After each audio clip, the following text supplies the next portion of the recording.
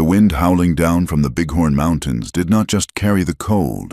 It carried a bitterness that settled deep in the marrow of anyone foolish enough to remain in the high country past November. In the settlement of Granite Peak, the snow was already drifting against the rough-hewn timber of the storefronts, turning the muddy thoroughfare into a frozen, chaotic sculpture of rutted wagon tracks and horse manure. Sarah Miller pulled her woolen shawl tighter around her shoulders, though the fabric was worn thin and offered little defense against the Wyoming winter. The bundle in her arms shifted, a small, muffled whimper escaping from the layers of flannel. She patted the blanket rhythmically, a desperate, soothing motion that had become second nature over the last 4 months. "Hush now, Samuel," she whispered into the wind. "We are almost done." She stood before the heavy oak door of the mercantile, taking a moment to steel herself. Her reflection in the glass was a ghost of the woman she had been 6 months ago. Her cheekbones were too sharp, her eyes shadowed with a fatigue that sleep could no longer cure, and her hands were chapped raw from scrubbing other people's floors. She pushed the door open, the bell overhead jangling with a cheerful dissonance that felt like a mockery. The warmth inside hit her like a physical blow, smelling of coffee beans, leather, and sawdust. Mr. Henderson, the proprietor, was behind the counter, tallying figures in a ledger. He looked up, his face tightening almost imperceptibly when he saw her. "Good morning, Mrs. Miller," he said. His tone was polite but final. "Mr. Henderson," Sarah began, her voice steady despite the trembling in her legs. "I brought the mending you asked for, the shirts and the canvas trousers." She placed a neatly folded stack of heavy cloth on the counter. She had stayed up until 2 in the morning, working by the dim light of a single tallow candle, stitching through tough denim until her fingers bled. Henderson did not reach for them. "Sarah," he said, using her first name with a familiarity she detested. "I told you last week, I cannot extend any more credit. The account is frozen until the outstanding balance is cleared.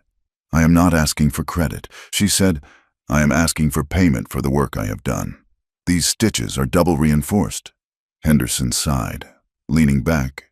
He was a man who prided himself on being a pillar of the community, which mostly meant he knew exactly whom he could afford to squeeze. "I will credit the value of the work against your husband's debt," he said. "That brings the total down by $2. You still owe $43.50 for the supplies John took on promise before the accident."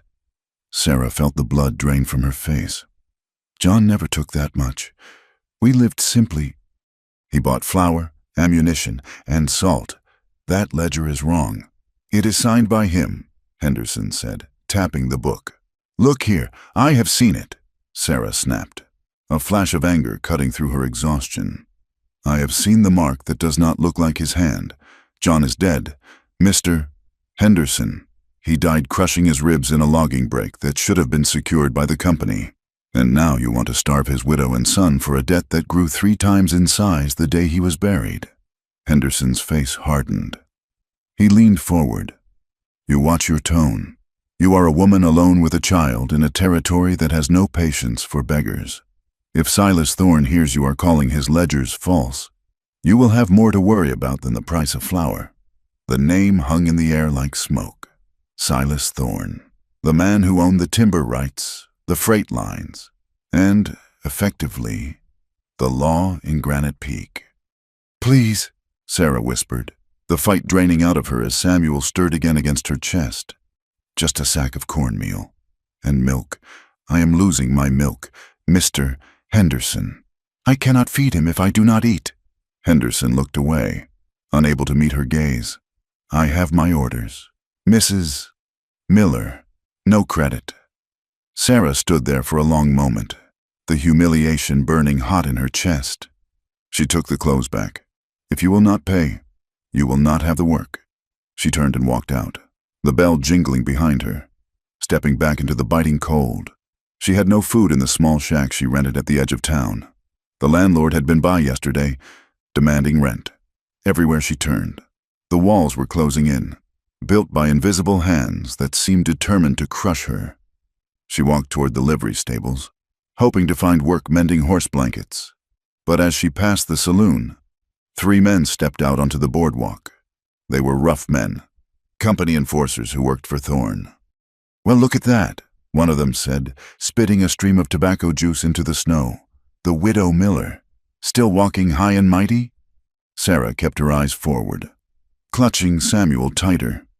"You know," the man called out, stepping into her path, "the boss says the auction is coming up on Saturday. Since you cannot pay your debts, the court is going to settle them for you." Sarah stopped. "What are you talking about? Debt recovery?" The man grinned, revealing yellowed teeth.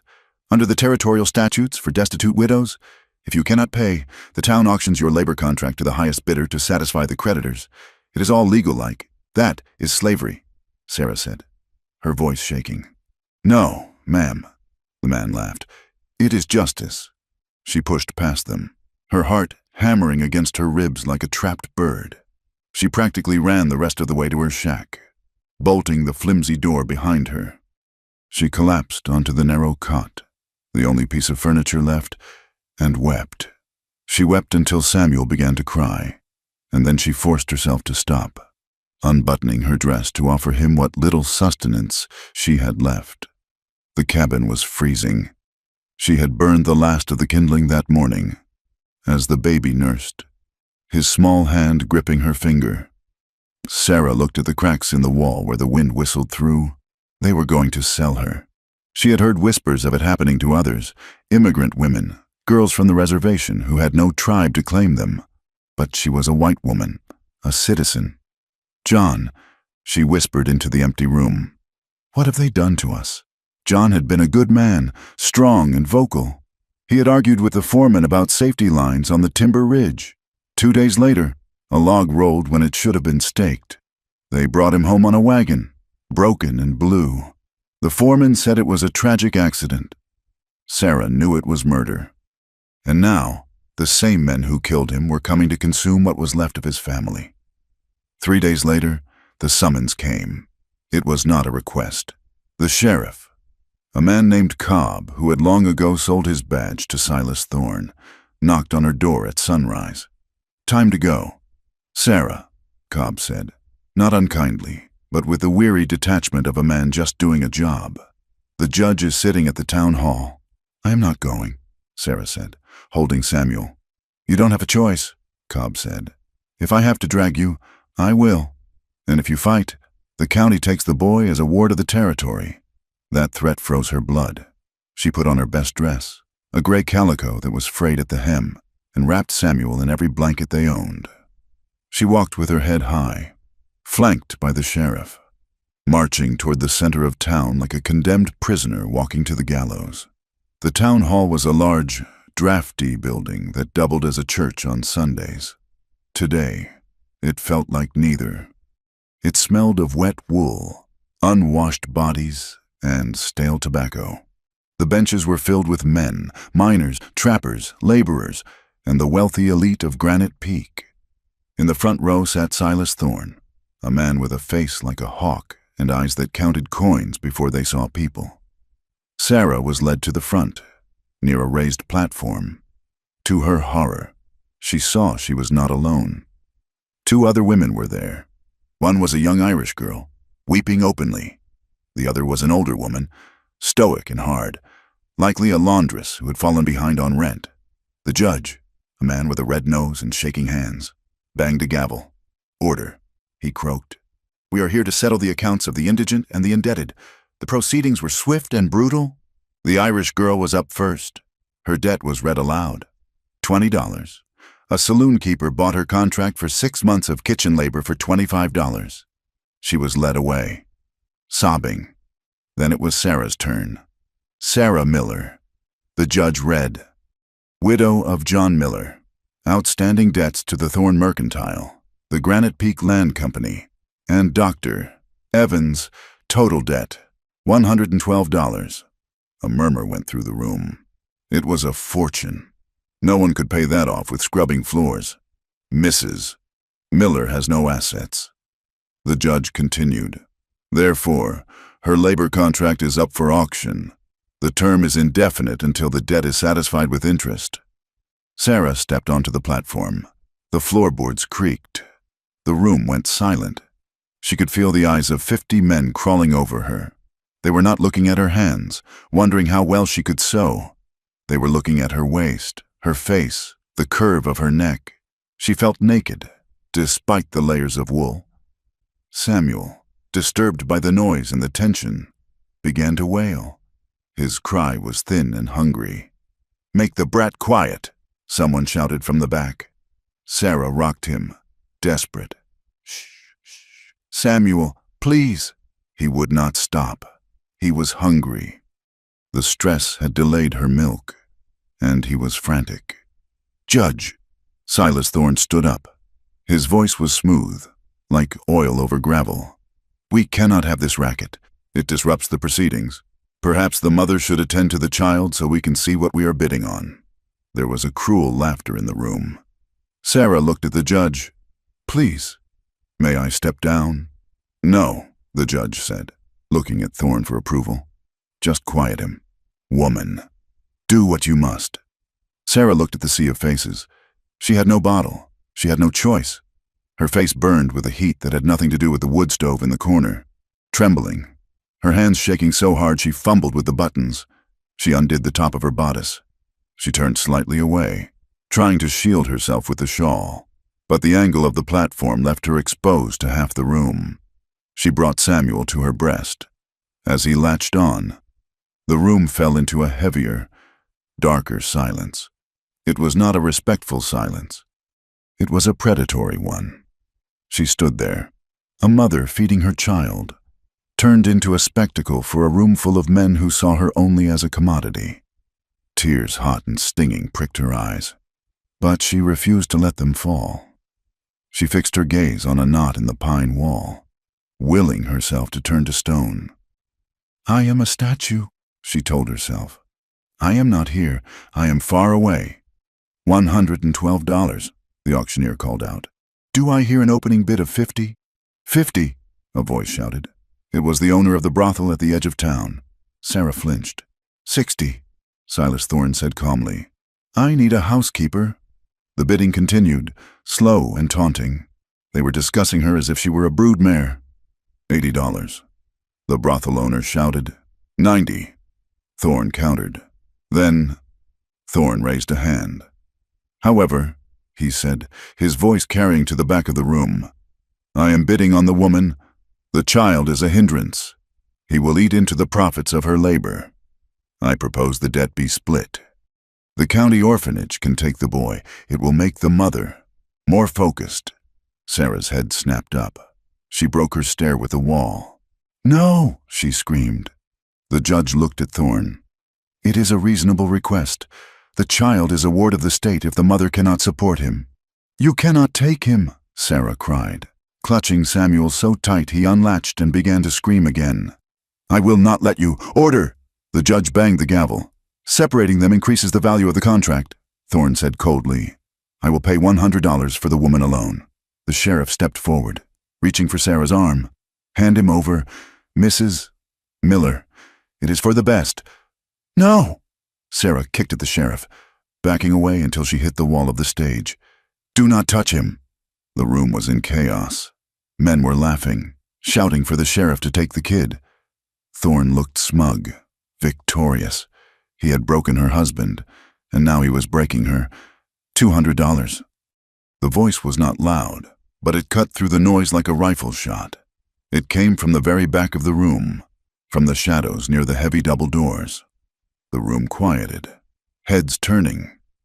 Leaning against the door frame was a man who looked like he had been carved out of the mountain itself. He was tall, his shoulders broad under a coat made of heavy buffalo hide. His hair was long, tied back with a leather thong, and a beard covered the lower half of his face, but it could not hide the jagged scar that ran from his temple to his jaw.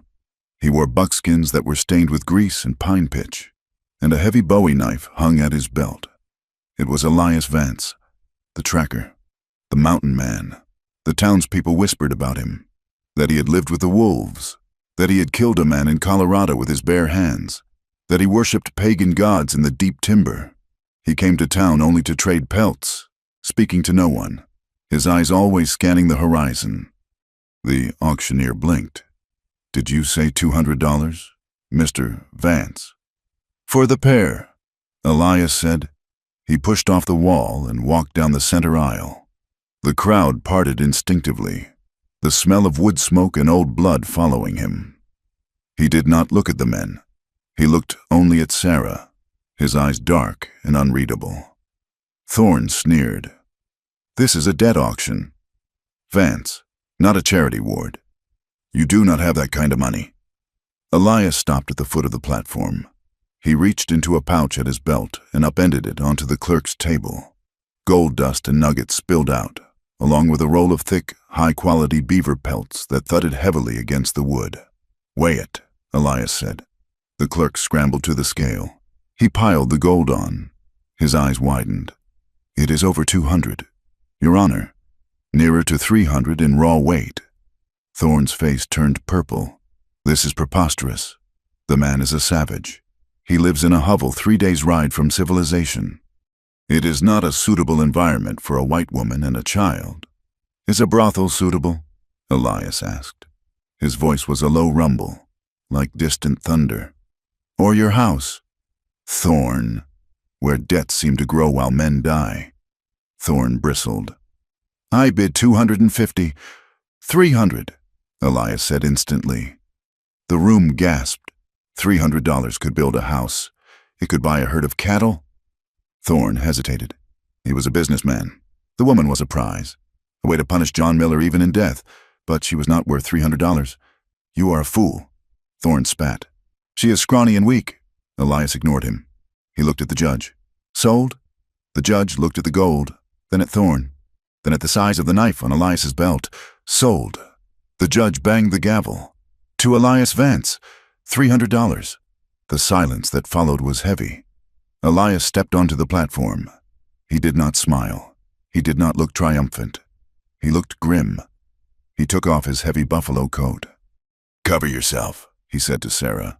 Sarah was frozen, her heart racing so fast she thought she might faint. She fumbled to button her dress, her fingers numb. Elias gently placed the heavy coat over her shoulders. It weighed 20 pounds, smelling of earth and animal musk, but it was instantly, incredibly warm. Can you walk? He asked. She nodded, though she wasn't sure. Come then, he said. He turned to the crowd. If any man follows us, Elias said, his voice pitching to reach every corner of the room. If any man thinks to question this sale or come looking for a refund, I will leave him for the crows. He placed a hand on the small of her back, not grabbing, just guiding, and steered her off the platform. Wait, the sheriff said, stepping forward. You need to sign the papers. The contract. There is no contract, Elias said without stopping. I bought the debt. The debt is paid. He led her down the aisle. The men stared, some with jealousy, some with disgust. Rumors were already starting. Why would a mountain hermit pay a fortune for a widow? What depravities did he have in mind that required such a price? Sarah heard the whispers. Bought her, just like a heifer. Savage takes a bride. She felt a wave of nausea. She had been saved from Thorne. Yes, but for what? She looked up at the man beside her. His profile was hard, his jaw set. He was a stranger, a dangerous stranger, and he now owned her. They pushed out into the cold air. The wind had picked up, snow swirling violently. Tied to the rail was a massive roan horse and a sturdy pack mule loaded with supplies. Elias lifted Sarah effortlessly. Placing her onto the roan saddle, he handed Samuel up to her. Wrap him inside the coat, he commanded. The wind will freeze his lungs in 10 minutes if you don't. What about you? She asked, her voice raspy. You gave me your coat. I have walked through worse in my shirt sleeves, he said. He untied the animals. He did not mount. He took the reins of her horse and began to walk, leading them toward the north road, toward the mountains that loomed like black teeth against the gray sky. Where are we going? Sarah asked, panic finally finding its voice. Away from here, Elias said. But where? You cannot just take me into the wilderness. I have a baby. Elias did not look back. If you stay here, Thorne will find a way to have you arrested by morning, or the sheriff will decide the boy needs a guardian after all. The only safety is distance. He set a brutal pace. Sarah clutched the pommel of the saddle with one hand and Samuel with the other. The town of Granite Peak faded into the whiteout behind them. The sounds of civilization, the church bell, the blacksmith's hammer, were swallowed by the wind. They walked for hours. The terrain shifted from the muddy tracks of the mining district to the pristine, untouched snow of the foothills. The trees grew thicker, towering pines that blocked out the fading light. The cold was a physical weight. Sarah's feet were numb in her thin boots, but the buffalo coat kept her core and the baby warm. She watched the man walking ahead. He moved with a strange grace for someone so large, placing his feet carefully, his head constantly turning to scan the trees. He had paid $300 for her. "Why?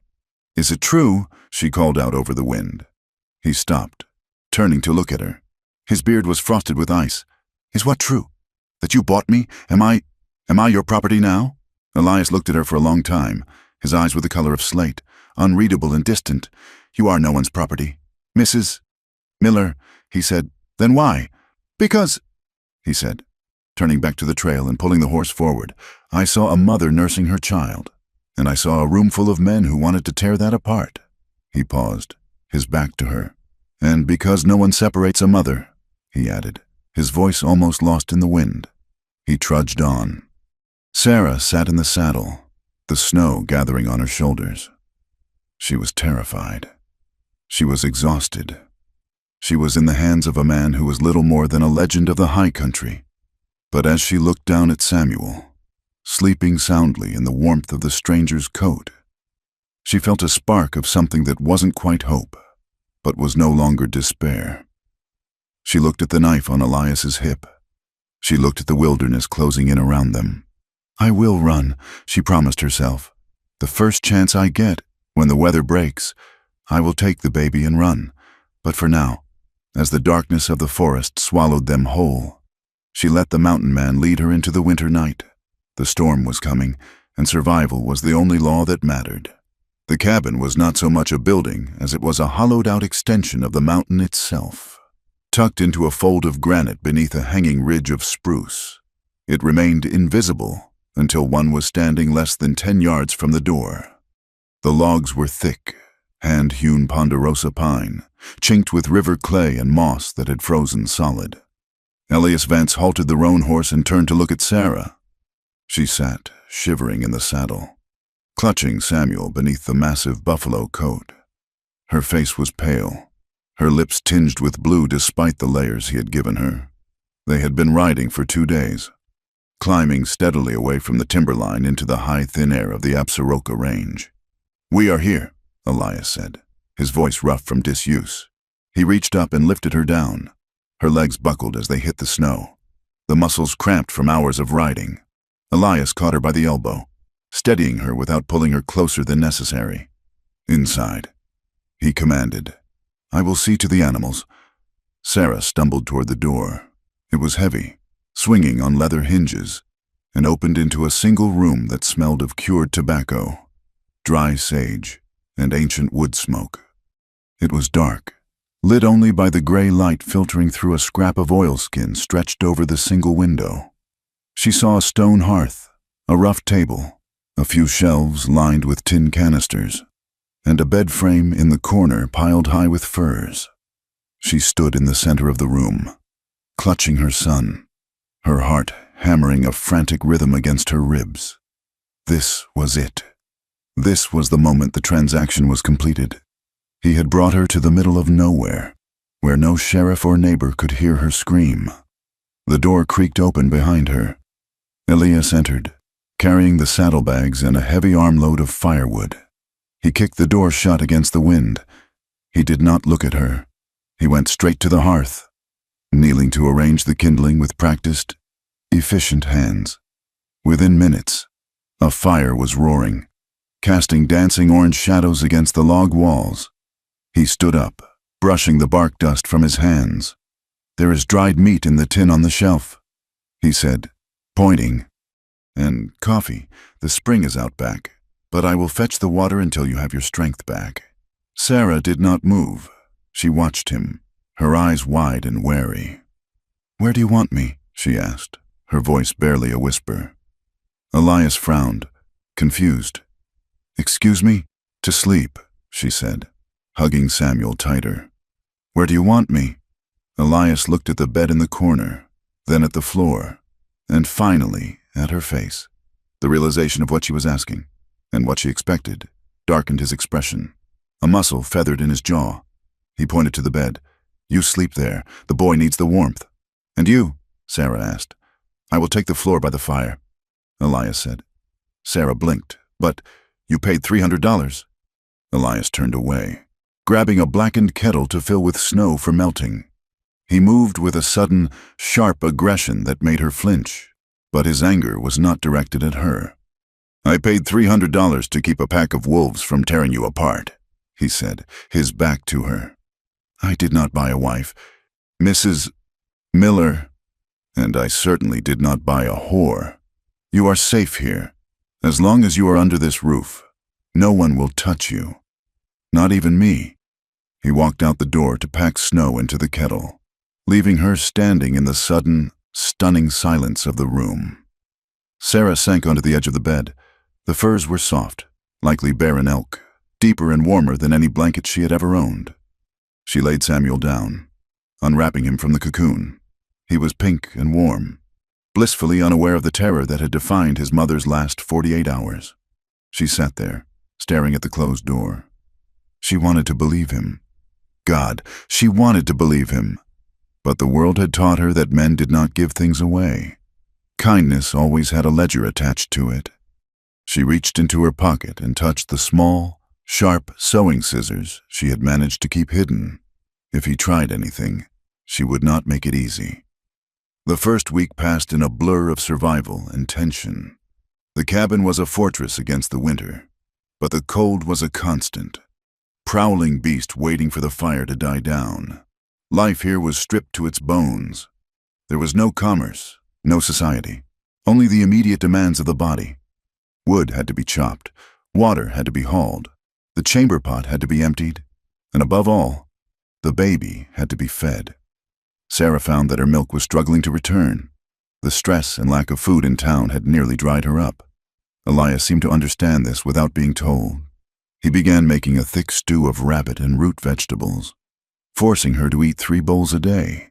"Eat," he would say, pushing the bowl across the rough table. "The boy is drinking thin air if you do not." He kept his word. He slept on a pile of blankets near the door, his rifle always within arm's reach. He gave her privacy when she nursed, turning his back or stepping outside to check the weather. He never touched her. If they passed each other in the small space, he would shrink back, making himself smaller to avoid brushing against her skirt. Yet, Sarah remained on guard. She watched him through lowered lashes as she mended his torn shirts. She saw how he moved. Quietly, deliberately. He was a man of immense physical capability. She watched him split logs with a single, fluid swing of the axe, the wood flying apart with a violence that made her shudder. He could snap her neck with one hand. The fact that he didn't only made the waiting worse. One afternoon, a storm blew in from the north, burying the cabin in 4 feet of snow. The wind shrieked like a banshee, rattling the heavy door on its hinges. The temperature plummeted, even with the fire roaring. Sarah could see her breath in the room. Samuel was fussy, crying with a thin, irritated wail that grated on the nerves. Sarah paced the floor, rocking him.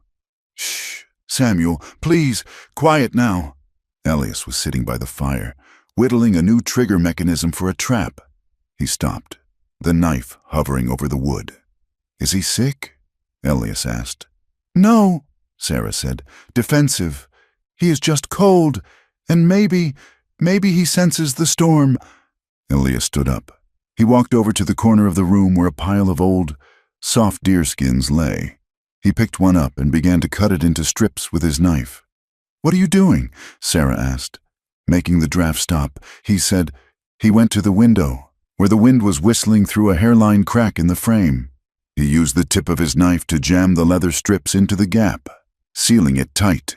Then he went to the door and hung a heavy bear hide over it, nailing it into the header. The difference was immediate. The whistling stopped. The room held the heat. "Give him to me," Elias said, holding out his hands. Sarah recoiled, clutching Samuel. "No, you are exhausted." "Sarah," Elias said. He used her name for the first time in days. "You are gripping him so tight you are scaring him. Let me hold him while you drink some water." Sarah looked at his hands, large, scarred, stained with walnut juice and gun oil. Then she looked at his eyes.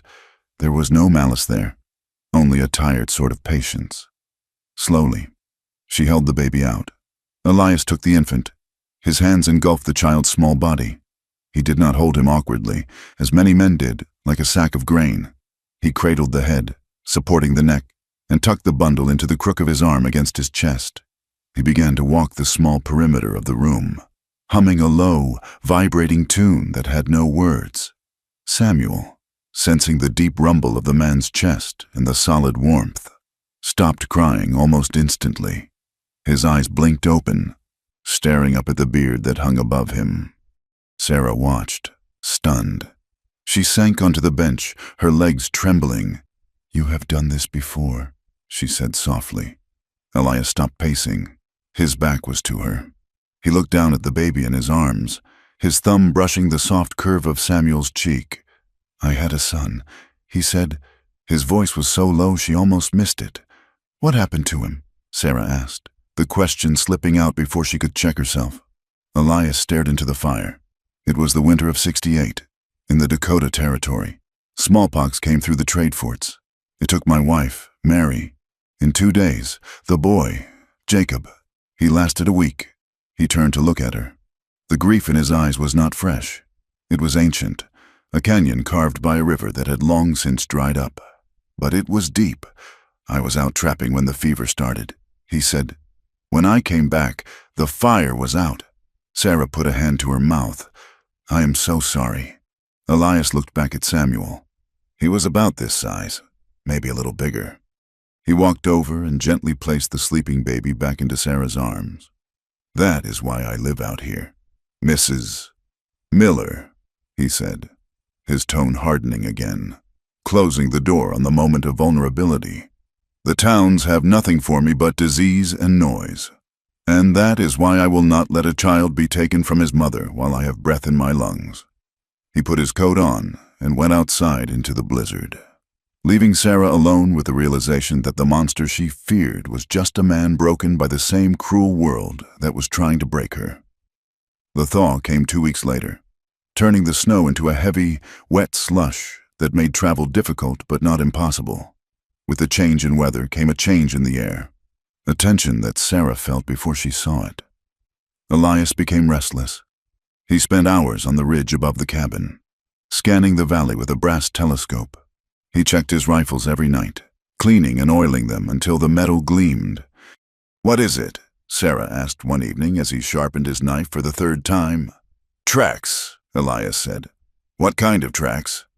"Shod horses," he said. 3 of them. They were on the lower ridge yesterday. Today. They are closer to the creek. Who are they?" Elias looked at her. "Thorne does not like to lose. Sarah, he considers you stolen property, and he considers me a thief. He has sent men to recover his investment." Panic, cold and sharp, spiked in Sarah's chest. "Will they find the cabin?" "Eventually," Elias said. "This valley is hidden, but if they have a good tracker, they will find the smoke or the path to the spring." He stood up. "Pack everything. We leave at first light. Where do we go?" "Deeper," he said. "There is a cave system up near the timberline, behind the waterfall on Granite Creek. They cannot ride horses there. We will have to climb." The next morning, they abandoned the safety of the cabin. Elias loaded the mule with only the essentials: blankets, ammunition, dried food, and the heavy buffalo coat. He doused the fire and scattered the ashes, covering their tracks as best he could. The climb was brutal. The snow was knee-deep in places, wet and heavy. Sarah carried Samuel in a sling Elias had fashioned from a blanket, strapped tight to her chest. She struggled for breath in the thin air, her boots slipping on the icy rocks. Elias moved ahead, breaking the trail. Every few hundred yards, he would stop and offer her a hand, pulling her up the steep inclines. His grip was iron hard, but he never rushed her. "Rest," he would say, watching her chest heave. "Breathe through your nose. It warms the air." By midday, they reached a narrow ledge that skirted the side of a gray cliff. Below them, a drop of 500 feet fell away into a canyon of jagged pine tops. "Do not look down," Elias instructed. "Look at my back. Step where I step." Sarah pressed herself against the rock wall. She was terrified of heights, but the fear of the men behind them was greater. She moved inch by inch. Suddenly, a gunshot echoed through the valley. It was distant, a flat crack that rolled off the stone walls. Elias froze. He dropped to a crouch, pulling Sarah down with him. "They are closer than I thought," he whispered. He pointed down into the valley. Through the trees, Sarah could see 3 small figures on horseback, navigating the snow-choked trail they had just left. "They found the cabin," Elias said. "They are firing to flush us out, or to signal." He looked at Sarah. "We have to move faster. Can you do it?" "I have to," Sarah said, her jaw setting. They scrambled up the final stretch of the cliff. The rocks cut Sarah's hands, and her legs burned with lactic acid. Samuel began to whimper, jostled by the movement. "Hush, baby. Hush!" Sarah panted. They reached the mouth of the cave just as the sun began to dip behind the peaks.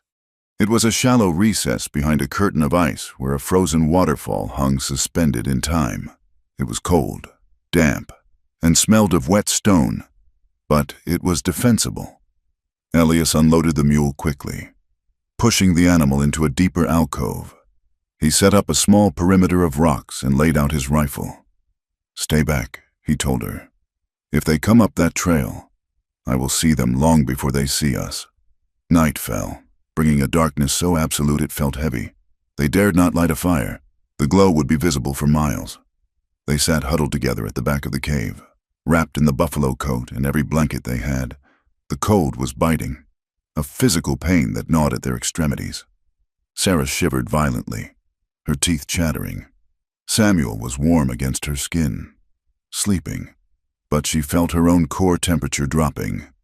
Elias, sitting a few feet away keeping watch, heard her teeth clicking. He moved toward her in the dark. "You are freezing," he said. "I am fine," Sarah stammered. "You are not," he said. "Hypothermia will kill you faster than a bullet." He hesitated for a moment, the silence stretching. Then he moved next to her. "Open the coat," he said quietly. Sarah stiffened. "What? Body heat, Mrs. Miller. It is the only way."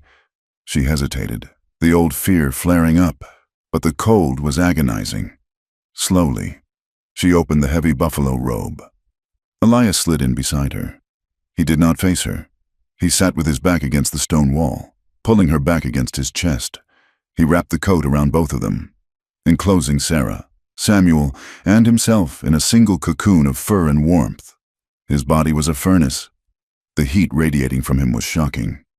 Sarah felt herself relaxing involuntarily, her frozen muscles unspooling in the presence of his strength. He was stiff at first, holding his arms carefully away from her, as if afraid to make contact. But as the wind howled outside the cave, he settled. One of his arms came around her to hold the coat closed, his hand resting near her shoulder but not touching it. They sat like that for a long time, the only sound the breathing of the baby and the wind.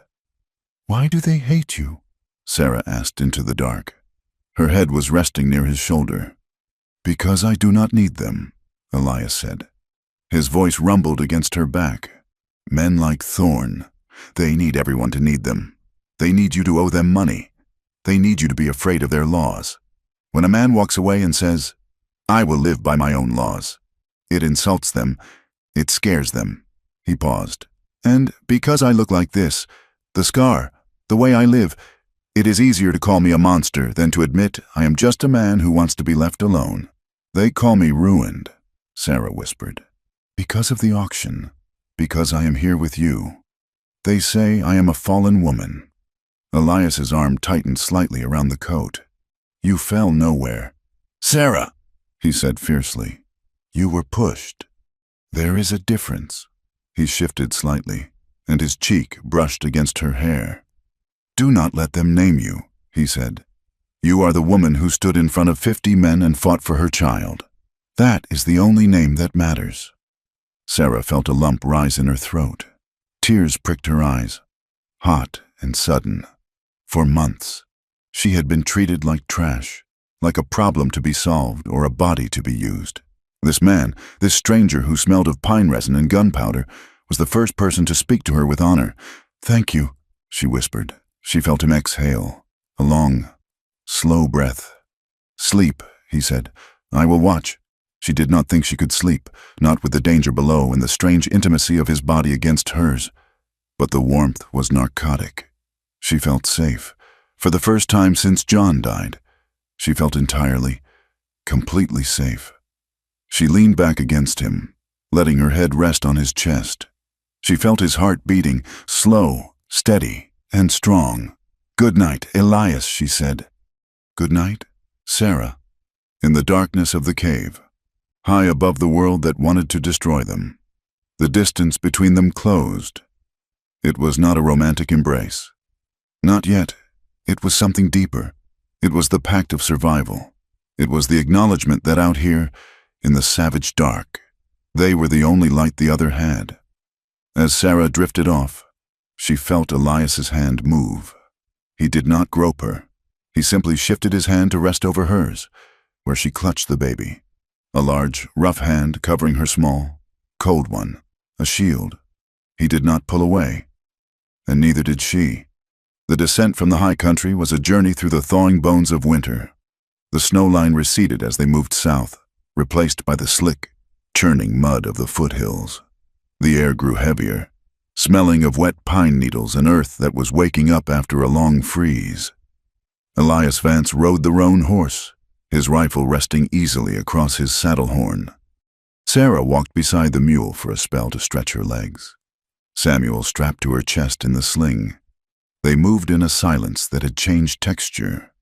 It was no longer the fearful silence of strangers, but the companionable, alert silence of partners moving through hostile territory.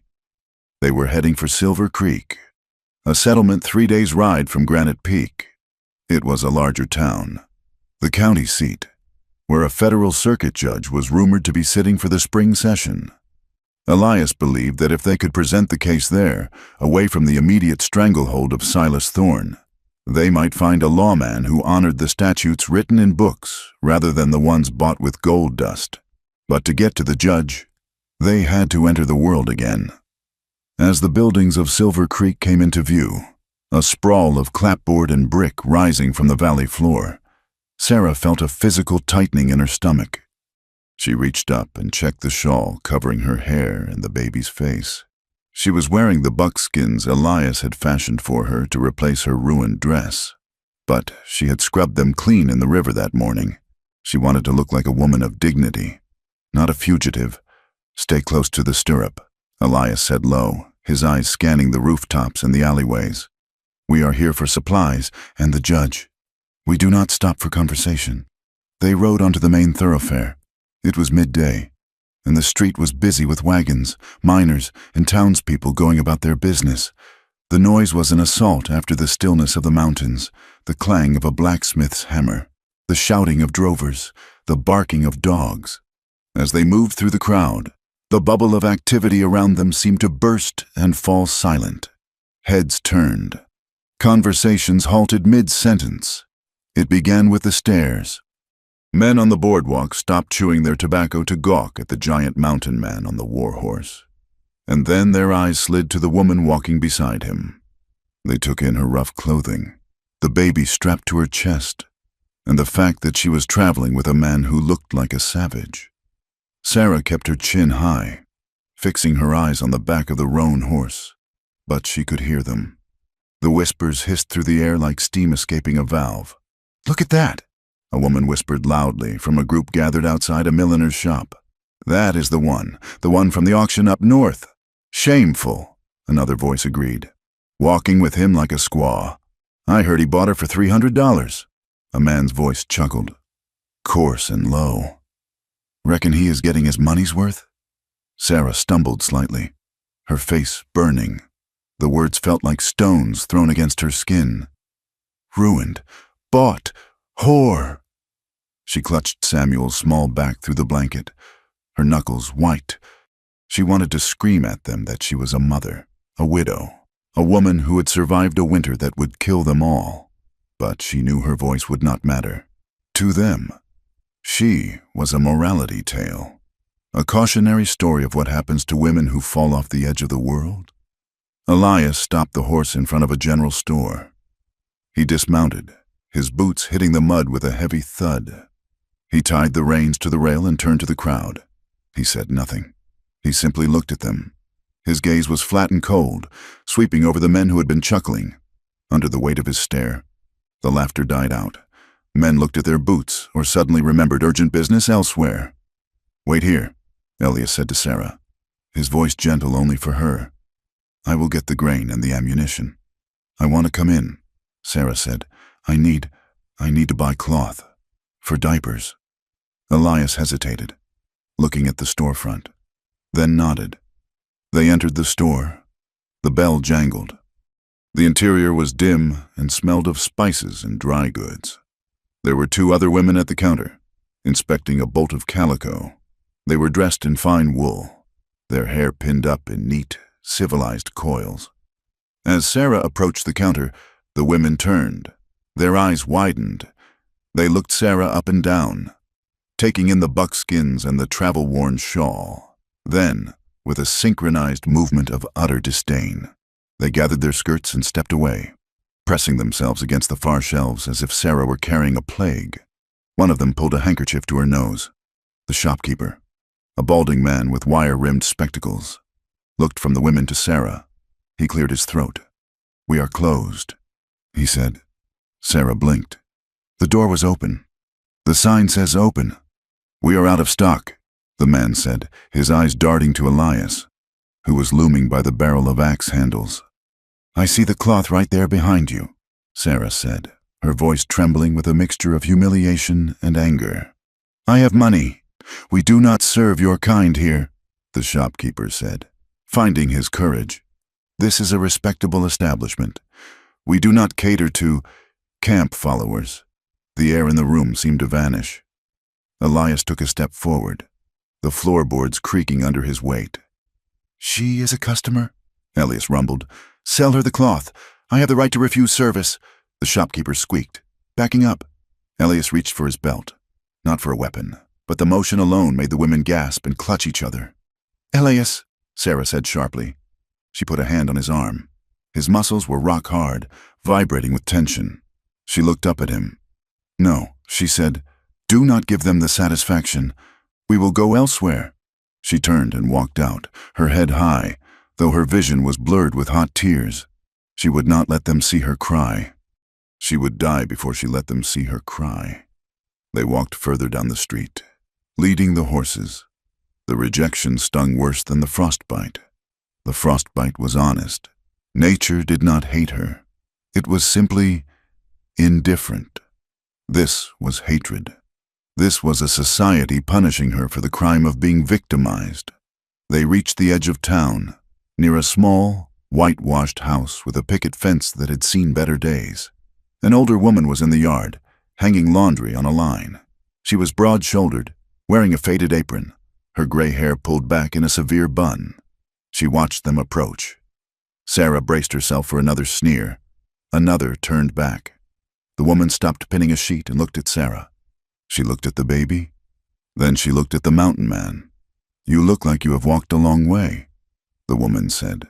Her voice was dry, like rustling leaves, but not unkind. We have, Elias said, stopping. The woman walked to the fence. She looked at Sarah's face, seeing the exhaustion in the red rims of her eyes. I am Martha Higgins, the woman said. My husband was the sheriff here for 20 years before he passed. I know a fugitive when I see one, and I know a woman in trouble when I see one. You two look like both. We are not fugitives. Sarah said, though she felt like one.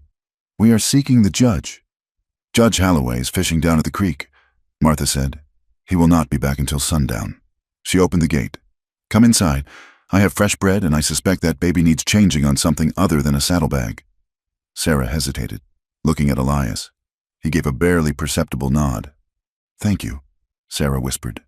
Inside, the house was small but scrubbed clean.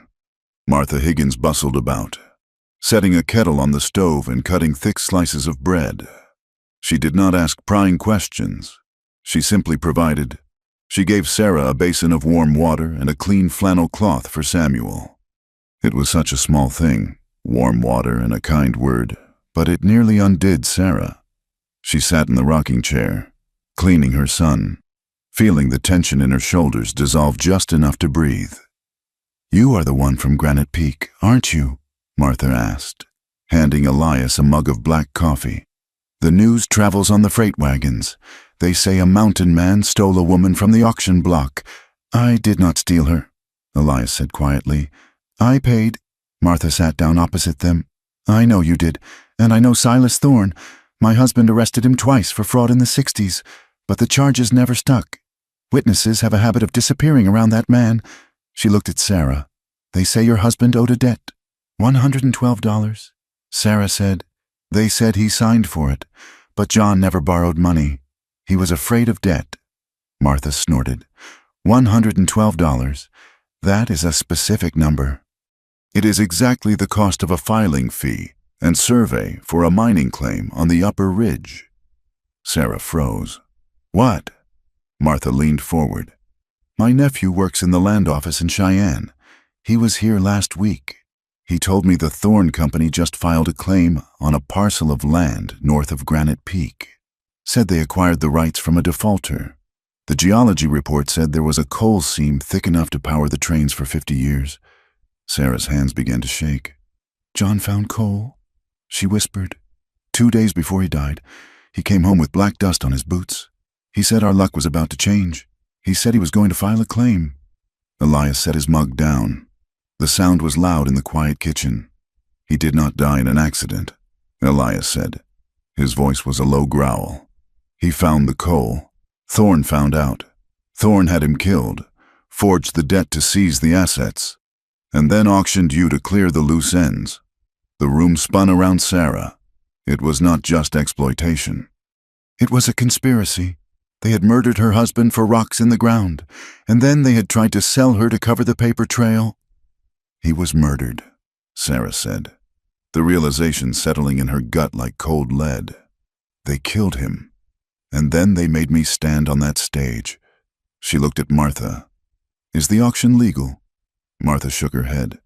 "There is no law in this territory that allows a human being to be sold for debt. It is something Thorne and his crooked judge made up to scare the ignorant and the poor. It is kidnapping, plain and simple." Sarah looked at Elias. "You knew." "I suspected," Elias said. "Wolves do not hunt for sport. They hunt for hunger.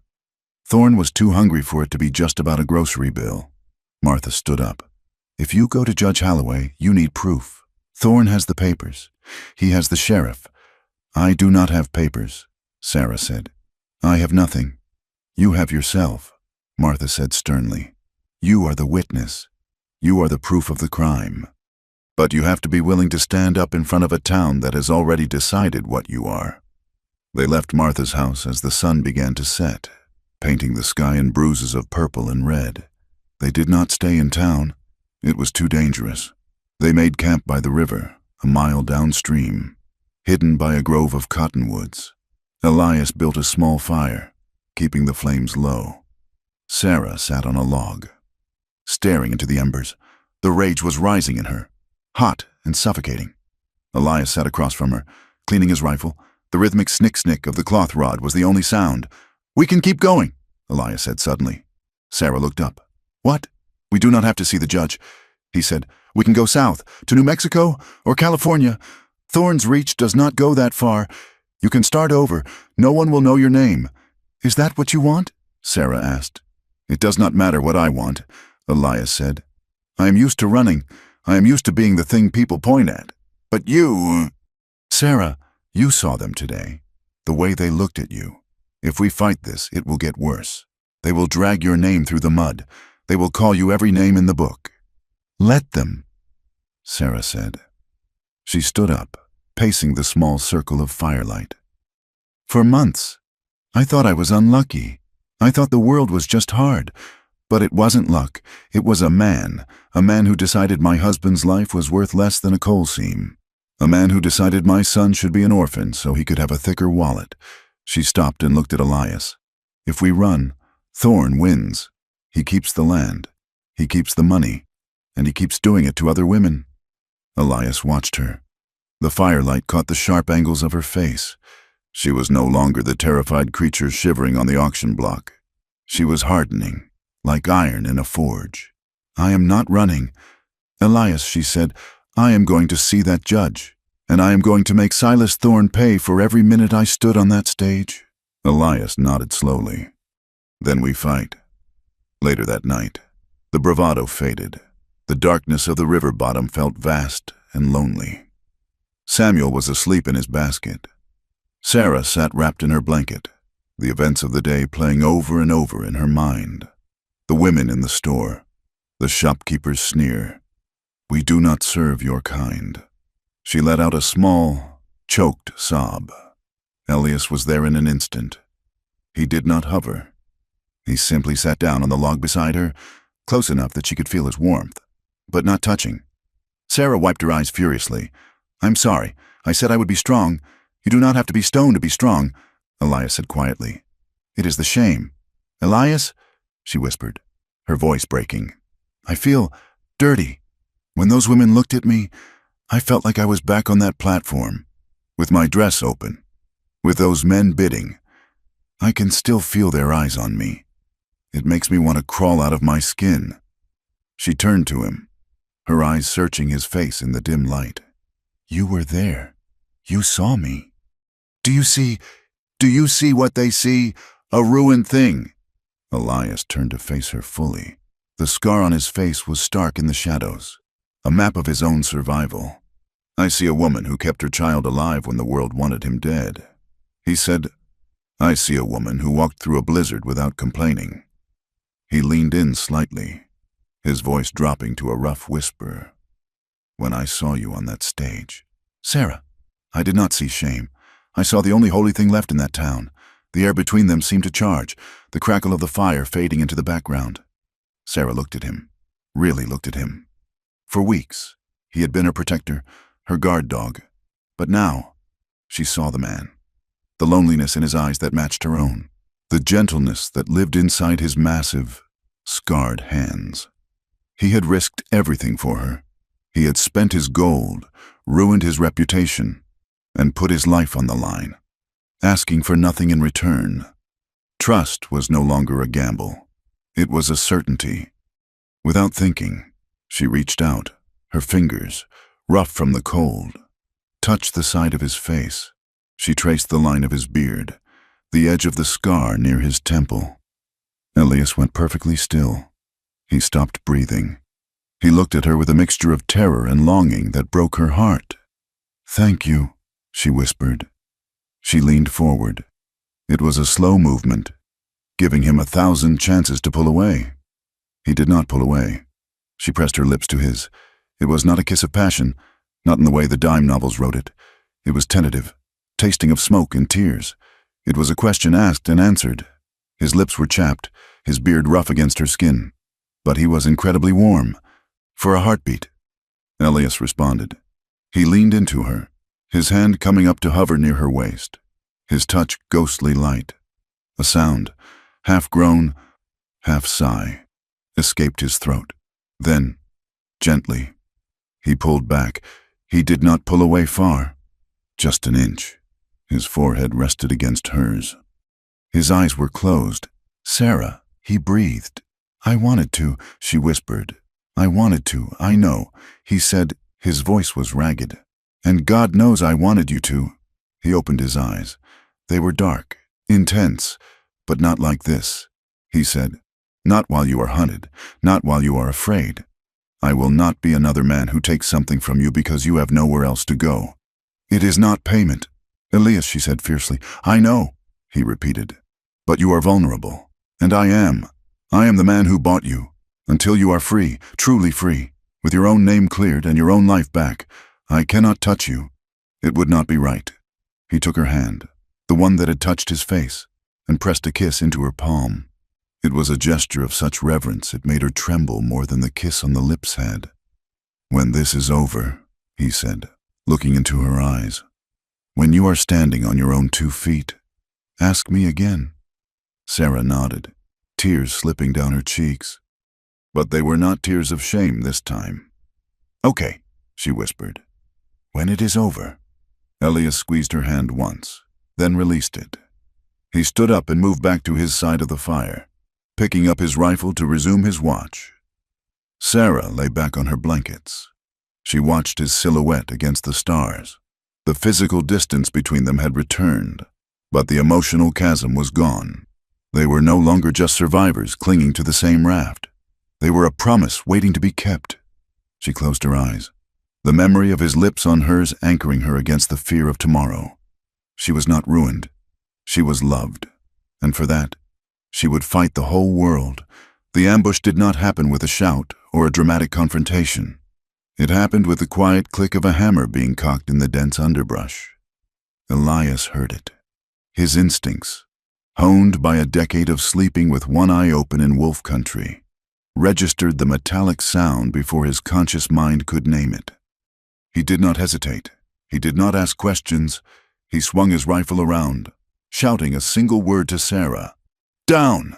Sarah threw herself off the mule, clutching Samuel to her chest, landing hard in the mud just as the air where her head had been was split by the crack of a rifle shot. The morning peace of the trail shattered. Gun smoke bloomed from the tree line, white puffs against the gray drizzle.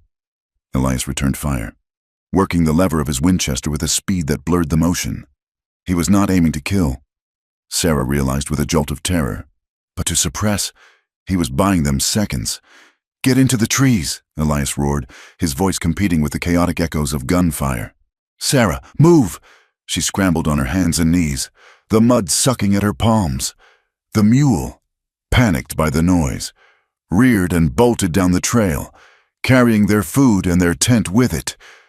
Sarah didn't look back. She clutched the baby, shielding his head with her arm, and threw herself behind the thick trunk of a fallen oak. Bullets chewed into the wood above her head, sending splinters raining down into her hair. Samuel began to scream, a high, piercing sound that cut through the violence. Give it up! Vance! A voice shouted from the ridge.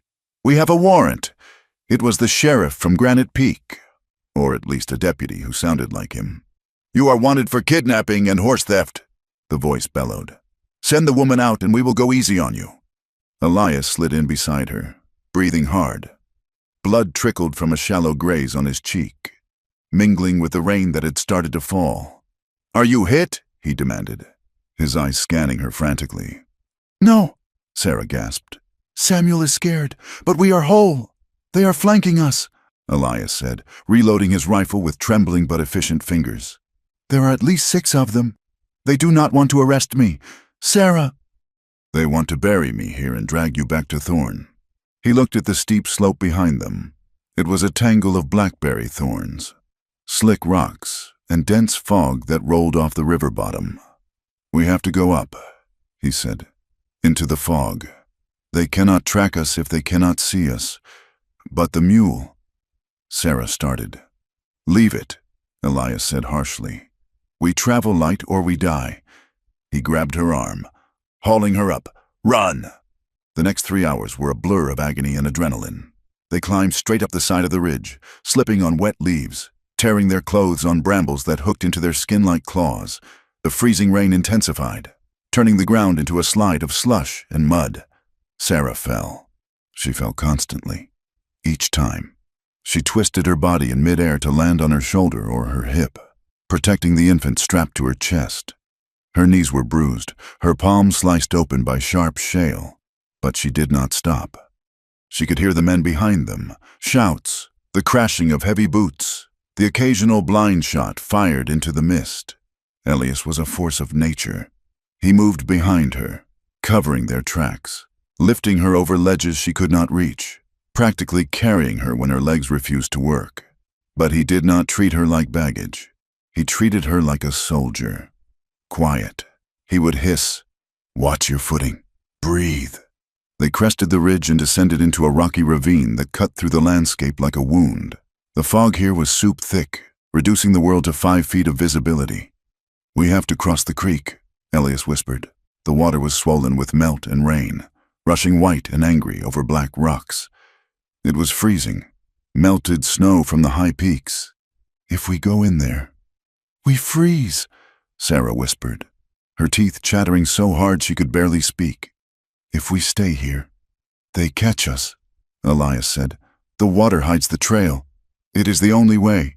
He took the baby from her. "I will carry him high. You hold my belt. Do not let go." They stepped into the water. The cold was a physical shock, driving the air from Sarah's lungs. It swirled around her waist, heavy and powerful, trying to drag her downstream. She gripped Elias's leather belt with both hands, using his massive frame as an anchor against the current. They waded upstream for a mile, walking in the river to leave no footprints. Sarah's legs went numb. She could no longer feel her feet. She focused entirely on the back of Elias's coat, on the way he held Samuel high above his head, dry and safe, while he took the brunt of the freezing current. Finally, Elias turned toward the bank. He hauled himself out, then reached down and pulled Sarah up. She collapsed onto the mossy stones, shaking violently. Hypothermia was setting in. She knew the signs. The lethargy, the desire to just close her eyes. "Get up," Elias said. He did not offer comfort. He offered a command. "Sarah, get up. We have 2 miles to the shelter. If you stop now, you'll kill the boy." That worked. The mention of Samuel sparked a reserve of strength Sarah did not know she possessed. She forced her frozen limbs to move. She stood up. "I am moving," she stammered. "I am moving." They walked until the sun went down, though the gray sky offered little light to begin with. Just as Sarah felt her consciousness beginning to fray at the edges, the smell of wood smoke cut through the rain. Not the acrid smoke of a campfire, but the rich, established smell of a hearth. Elias led her through a narrow fissure in the rocks that opened up into a hidden box canyon. There, nestled against the cliff wall, were 3 cabins built of stone and timber, their roofs covered in sod so they blended perfectly into the landscape. Dogs barked, lean, wolf-like curs that rushed out but did not attack. A door opened. A tall man with dark skin and long braided hair stepped out, holding a lantern. He was followed by a woman with features that spoke of both French and Cree ancestry. "Elias," the man called out. "Thomas," Elias croaked. "We need help." The couple rushed forward. They did not ask for names. They did not ask why there was a white woman half dead from cold or a baby screaming in hunger. They simply saw the need. They were ushered into the main cabin. It was warm, incredibly warm. Rugs woven from colorful wool covered the floor. The woman, whose name was Marie, took Samuel immediately, beginning to unwrap his wet outer layers, clucking softly in a language Sarah did not recognize. Thomas helped Elias strip off his soaked buckskins, while Marie guided Sarah to a chair by the fire, wrapping her in a heavy quilt. "Drink," Thomas said, pressing a tin cup of bitter, hot herbal tea into Sarah's hands. "It will stop the shaking." "Who are you?" Sarah asked, her voice slurring. "We are the people who live where the map ends," Thomas said gently. They were a community of what the territory called mongrels, mixed-race families, freed slaves, and indigenous people who had refused the reservations. They lived in the cracks of the world, hidden from the census takers and the sheriffs who saw their existence as a disorder. For 3 days, Sarah did not leave the bed. The fever took her, a result of the exposure and the stress. She drifted in and out of dreams where the auctioneer was laughing, where the river was turning into snakes, where Silas Thorne was holding Samuel over a cliff. But every time she woke, screaming or sobbing, someone was there. Sometimes it was Marie, pressing a cool cloth to her head. Sometimes it was Thomas, adding wood to the fire, but mostly it was Elias. He sat in the chair by the bed, his presence a dark, solid anchor in the swirling chaos of her fever. He cleaned his gun. He whittled. He fed Samuel from a bottle Marie had found, using goat's milk sweetened with honey. When the fever finally broke on the fourth morning, Sarah woke to find the cabin quiet. Sunlight, weak but real, streamed through the window. She sat up, weak but clear-headed. Elias was asleep in the chair, his head tipped back, his mouth slightly open. He looked exhausted. Dark circles bruised the skin under his eyes, and his beard was unkempt. Sarah watched him for a long time. She saw the lines of worry etched into his forehead even in sleep. She realized, with a sudden, piercing clarity, that he had not just saved her life, he was sustaining it, pouring his own vitality into hers. She swung her legs out of bed. Her muscles protested, but she stood. She walked over to the cradle Thomas had carved, where Samuel was sleeping. He looked fat and happy. Elias stirred. His eyes snapped open, instantly alert. "You are up," he said, sitting up straight. "I am," Sarah said. "How long?" "4 days," he said. "We thought. We were worried." Sarah looked at him. "You stayed." "I said I would not leave you," he said simply. The recovery at the settlement changed everything. The dynamic of the refugee and the savior began to dissolve, replaced by something harder, more equal. As her strength returned, Sarah realized that her ignorance was a liability. She could not rely on Elias to be her shield forever. If the ambush had gone differently, if Elias had been shot, she and Samuel would have been helpless. "Teach me," she said one morning, finding Elias by the corral where he was chopping wood. "Teach you what?" "To shoot," she said. "To track. To do what you do." Elias rested the axe on the stump. "Sarah, you do not need to learn the trait of killing. That is why I'm here." "And if you are dead?" she asked bluntly. "If that bullet last week had been 3 inches to the right? What happens to Samuel then? Do I wait for the wolves? Or do I wait for the sheriff to drag us back?" Elias looked at her, his expression tightening. He hated the thought of her hardening. He wanted to preserve some softness in her, some part of her that the frontier hadn't calloused over. "Please, Elias," she said. "I am done being a passenger in my own life." He sighed, a long release of breath, and nodded. "Get your coat." They went to a ridge a mile from the settlement. Elias set up tin cans on a log 50 yards away. He handed her the Winchester. It was heavy, smelling of oil and steel. "It kicks," he warned. "Pull it tight into your shoulder. If you hold it loose, it will bruise you. If you hold it tight, it becomes part of you."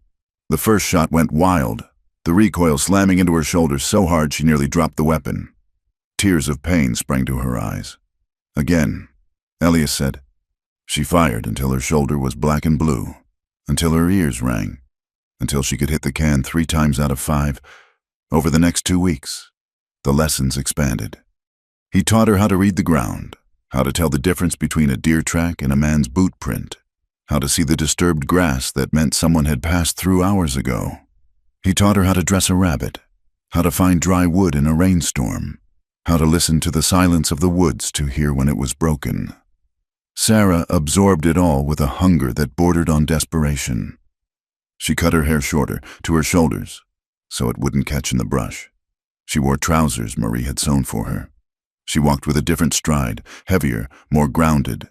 She was becoming a creature of the wild, not by choice, but by necessity. But as Sarah grew stronger, Elias grew more distant. He spent long hours patrolling the perimeter of the canyon. He stopped eating with her and the other families in the communal hall, preferring to eat alone by the fire in their small guest cabin. One evening, Sarah found him sitting on a rock overlooking the valley. The sun was setting, casting long, bloody shadows across the snow-capped peaks. "You are avoiding me," she said, standing behind him. "I am keeping watch," he said without turning. "There are sentries posted. Elias, you are avoiding me." He turned then. His face was tormented. "I am thinking about leaving," he said. The words hit her like a physical blow. "What?" "Thomas has a cousin in Oregon," Elias said, speaking quickly as if he had rehearsed the speech. "A fruit orchard. It is civilized, safe. I can give you the rest of the gold." You and Samuel can take the wagon train west. You can change your name. You can have a life. And you? Sarah asked, her voice rising. I will stay here. I will draw them out. If I make enough noise, Thorne's men will follow me. They will forget about you. You are trying to be a martyr, Sarah said, stepping closer. You think if you die leading them away, you have done your job. You think that is what love is. Elias stood up, towering over her. Love? Sarah, look at me. I am a savage. I have nothing to give you but a life on the run. I have dragged you through freezing rivers and gunfights. I am the reason you are hunted. If I stay with you, I will get you killed. He was shaking. The stoic mountain man was cracking open, revealing the terrified boy inside who believed he destroyed everything he touched. I look at you, he whispered, his voice cracking, and I see everything I ever wanted. And that is why I have to go. Because everything I love dies. Sarah, my wife, my son. I will not add you to the graveyard. Sarah did not back down. She closed the distance between them, grabbing the lapels of his heavy coat. You arrogant fool, she hissed. Elias blinked, stunned. You think you get to decide? She demanded. You think you get to decide what is safe for me? You think safety is just breathing air and eating food? She shook him, though he was an immovable object. I was safe in Granite Peak. Elias, I had a roof, I had food, and I was standing on a box with my breast out for strange men to bid on. That was safety without dignity, and it was a prison. She let go of his coat and poked him hard in the chest. I would rather freeze in a cave with you than live in a palace with anyone else. Because you see me. You treat me like a human being. You taught me how to shoot. You carried my son through a river. She softened her voice, her eyes locking onto his. You are not the danger. Elias, you are the shelter. Do not dare try to send me away to save me. I have saved myself, and now I am choosing. Choosing what? Elias whispered. The fight draining out of him? You, she said. I am choosing you. The wind whistled through the canyon, carrying the scent of pine and coming snow. Elias looked at her, his defenses shattered by her ferocity. He raised a hand, his fingers trembling, and cupped her face. His thumb brushed the bruise on her cheek where a branch had whipped her during the escape. I am afraid, he confessed. I am terrified. So am I, Sarah said. But I am not running anymore. Not from Thorne. And not from this. She leaned into his hand, closing her eyes. The connection between them hummed, a tension that had been building for months. It was not the desperate, adrenaline-fueled kiss of the cave. It was a slow, deliberate coming together. Elias lowered his forehead to hers. He wrapped his arms around her, pulling her against the solid wall of his chest. He held her as if she were made of glass, yet with a desperation that said he was the one who might break. I don't know how to be what you need, he whispered into her hair. You already are, she answered. They stood there as the stars came out, two scarred people in a vast, indifferent wilderness, forging a pact. There was no lustful tearing of clothes. The air was too cold, the danger too near, the trauma too fresh for that. Instead, there was a profound, aching intimacy. He kissed her forehead, her eyelids, the corner of her mouth. He held her hands, warming them in his own. It was a courtship of survival, a romance of small touches that claimed possession not of the body, but of the soul. Later that night, back in the cabin, after Samuel was asleep, they sat by the fire. The map of the territory was spread out on the rug between them. Elias traced a line with his finger. If we go to Oregon, he started... No, Sarah interrupted. She reached out and placed her hand over his, stopping his finger. She moved his hand back to the center of the map, back to Granite Peak. We are not going to Oregon, she said. We are going back. Elias looked at her, his eyes widening. Sarah, that is suicide. No, she said. It is justice. We have the truth. We know about the coal. We know about the murder. Thorne owns the law there, Elias reminded her. He owns the sheriff, Sarah corrected. He does not own the truth, and he does not own me. She leaned forward, her face illuminated by the firelight. She looked dangerous. She looked beautiful. We go back. Elias, we find the evidence. We find the men who killed John. And we burn Thorne's empire to the ground. For John, for Samuel, and for us. Elias looked at the map, then at the rifle leaning against the wall, and finally at the woman who had transformed from a widow into a warrior. A slow, grim smile touched his lips, the first genuine smile she had seen in weeks. He turned his hand over, intertwining his fingers with hers. We go back, he agreed. He pulled his knife from his belt and stabbed it into the map, right through the dot labeled Granite Peak. But this time, he said, his voice dropping to a low, lethal rumble. We do not go as prey. We go as hunters. Sarah squeezed his hand. No one separates a mother, she whispered, echoing the vow he had made on the auction block. And no one, Elias added, touching her face, takes what is mine. The plan was set. They would rest for 2 more days, gather supplies from Thomas and Marie, and then they would turn the horses north, into the storm, into the teeth of the enemy. But this time, they would not be running away. They would be riding home to take it back. The return to Granite Peak was not done under the cover of darkness, as a fugitive might move, but in the gray, steel-hard light of early morning. The town was waking up to the sound of wagon wheels churning through the half-frozen mud of Main Street. Elias sat on the buckboard of a borrowed wagon, the reins loose in his hands. Sarah sat beside him. She was no longer wearing the tattered dress of the auction block. She wore the buckskin trousers and coat, cleaned and mended, with a heavy woolen shawl draped over one shoulder. Her hair was braided back, exposing a face that had lost the softness of grief and gained the sharp, angular resilience of survival. Across her lap lay the Winchester rifle she had learned to use in the high country. They rode past the saloon, past the mercantile where Mr. Henderson had denied her credit, and past the livery stable. People stopped. The blacksmith let his hammer rest. A woman shaking out a rug on a balcony froze. They recognized the mountain man, and they recognized the woman, but they did not recognize the look in her eyes. They pulled up in front of the town hall. It was the same building where, months ago, Sarah had been sold. Today, a circuit court session was in progress. Judge Holloway, a federal appointee known for his sour stomach and strict adherence to procedure, had arrived 2 days prior. Elias set the brake. He looked at Sarah. Are you ready? He asked. Sarah looked at the building. The memories of that stage, the heat, the shame, the smell of unwashed men threatened to rise up and choke her. She swallowed them down.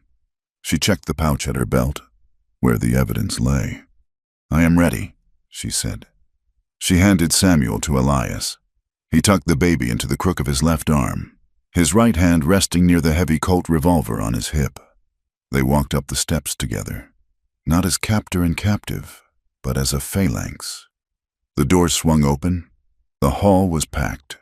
A land dispute was being argued, but the murmuring died instantly as the pair entered. The silence that swept the room was heavy, suffocating. Silas Thorne sat in the front row, looking bored. When he turned and saw them, his boredom evaporated. His face went slack, then tightened into a mask of fury. Sheriff Cobb jumped to his feet. You! Cobb shouted, his hand going to his gun. Elias Vance, you're under arrest for kidnapping and theft. Hold! A voice boomed from the bench. Judge Holloway peered over his spectacles. He was a man who resembled a bulldog, with jowls that shook when he spoke.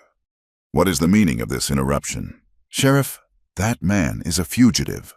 Your Honor, Cobb said, advancing down the aisle. He abducted this woman, Sarah Miller, from a lawful dead auction 4 months ago. He stole a horse and fled justice. Elias did not move. He did not reach for his weapon. He stood like a stone pillar in the center of the aisle. I stole nothing, Elias said. His voice was calm, carrying to the back of the room without effort. I paid $300 in gold, and the woman is not a captive. She stands here of her own will. Thorne stood up, smoothing his silk vest. Your Honor, Thorne said smoothly, the man is a savage. He clearly has the woman under duress. Look at her, dressed like a squaw, armed. She has been dragged through the wilderness until she broke. I demand you remand her to custody and arrest him immediately. Sarah stepped forward. She moved away from Elias, creating a deliberate space between them to show she was not being held. She walked until she was 10 feet from the judge's bench. "I am not broken, Mr. Thorne," Sarah said. Her voice shook slightly, but it was clear. "And I am not under duress. I am here to report a murder." The room gasped. Thorne's eyes narrowed to slits. "Murder?" Thorne scoffed. "The poor woman is delirious. Her husband died in a tragic logging accident. We all know this. The grief has unhinged her." Sarah reached into her pouch. She pulled out a small, leather-bound book. It was battered, stained with coal dust and dried blood. "This is the shift foreman's ledger," Sarah said, holding it up. "We took it last night from the company office while your clerk was sleeping off his whiskey." She turned to the crowd, finding the faces of the men who had watched her on the auction block. "My husband, John Miller, did not die from a falling tree," she declared. "He died because he found this." She reached into her pocket and pulled out a jagged lump of black rock. She slammed it down on the prosecutor's table. "Coal," she said. "Anthracite. High grade. He found a seam on the North Ridge 2 days before he died." He wrote it down in his journal. "And this ledger." She opened the book, her fingers steady. "This ledger shows that Silas Thorne filed a claim on that exact ridge 12 hours after John's body was brought down. And it shows a payment of $50 to Pete Salyer, the foreman, for special services on the day of the accident." Thorne's face turned a violent shade of red. "This is absurd. That ledger is stolen property. It is a forgery. Sheriff, arrest them." Sheriff Cobb drew his gun. "Put your hands up." "Vance, I would not do that," a voice drawled from the back of the room. The heavy double doors at the rear creaked open again. A man stepped out of the shadows. He wore a long duster coat and a wide-brimmed hat. On his chest, a silver star caught the light.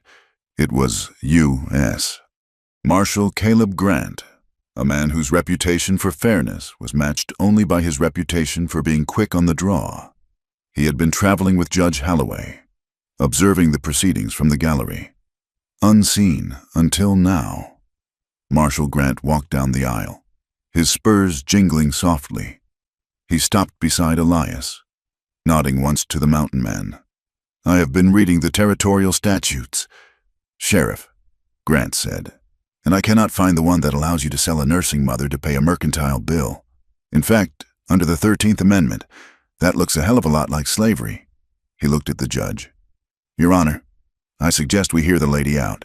If half of what she says is true, I will be needing a lot of jail cells." Judge Holloway leaned back, his eyes hard. "The sheriff, lower your weapon. Mrs. Miller, take the stand." Sarah walked to the witness chair. She sat down, clutching the arms of the chair. She looked out at the sea of faces. She saw the shopkeeper who had refused her service. She saw the women who had called her ruined. Thorne stepped forward to cross-examine her, bypassing the local prosecutor. He knew he was fighting for his life. "Mrs. Miller," Thorne began, his voice dripping with faux sympathy. "We understand you have had a hard time. But let us be honest. You have been living alone in the woods with this man for months. You sleep in his bed?" "I sleep in a bed," Sarah said. "He sleeps on the floor." Thorne smiled a greasy, knowing smile. "Come now. A healthy young woman. A savage mountain man. Are we to believe he paid a fortune in gold just out of the kindness of his heart, or did he buy himself a concubine? And now you will say whatever he tells you to say to keep him from the gallows." The townspeople murmured. The seeds of prejudice were deep. It was easier to believe she was a fallen woman than to believe she was a hero. Sarah looked Thorne in the eye. "You want to talk about shame, Mr. Thorne?" she asked quietly. She stood up. "You made me stand on that stage," she said, pointing to the platform where the judge sat. "You made me unbutton my dress. You made me feed my son while men bet on my body like I was a heifer at a fair." Her voice rose, gaining power. "You tried to take my baby. You tried to sell him to an orphanage so you could get a better price for my labor. And this man," she pointed to Elias, who stood silently by the rail, holding Samuel. This man, who you call a savage, gave every penny he owned to keep a mother and child together. He never asked for a thing. He never touched me. He carried us through snowstorms. He went hungry so my son could eat. She looked at the women in the front row. You call me ruined, she asked them. I am not ruined. I am survived. I am the woman who walked out of the hell you built and came back to burn it down. The courtroom was deadly silent. The shame that Thorn tried to cast on her had been reflected back, magnified 1,000 times, onto the town itself. Men looked at their boots. The women looked pale. We have a witness, Sarah said. She looked at the back door. Marshal? Marshal Grant opened the door and pulled a man into the room. It was Pete Salyer, the foreman. He was handcuffed and looked like he had been weeping.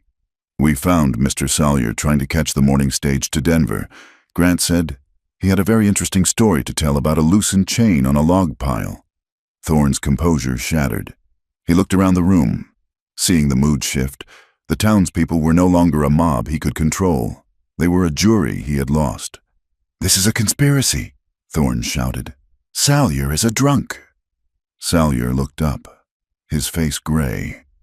He told me to do it, Salyer whispered. He said John Miller was a troublemaker. He said the coal was worth millions.